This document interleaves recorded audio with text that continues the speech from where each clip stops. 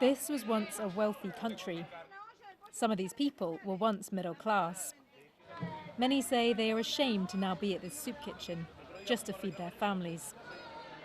It is hard to eat in dignity.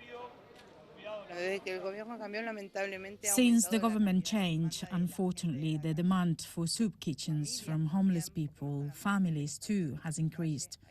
Not only people who are homeless, there are entire families that come looking for a plate of food. This place offers some a lifeline, but food supplies and salaries of staff here have recently been cut by the government. It's one of many cuts the new president, Javier Milei, has introduced. He has slashed energy and transport subsidies, the value of the currency, government spending on things like pensions. He argues this shock therapy is needed to fix the economy after years of high inflation, high debt and high public spending. I asked him what he'd say to some Argentines who feel they are paying the price. Well, actually, that is false.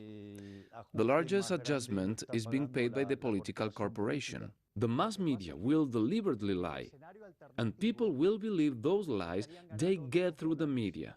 You can't make a macroeconomic evaluation based on the situation of an individual. Actually, a particular situation may be influenced by the sort of information that the individual also has access to.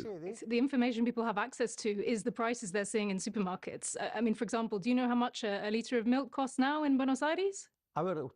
Do you know how many goods assets exist within an economy? So you don't do economics based on the price of an individual asset.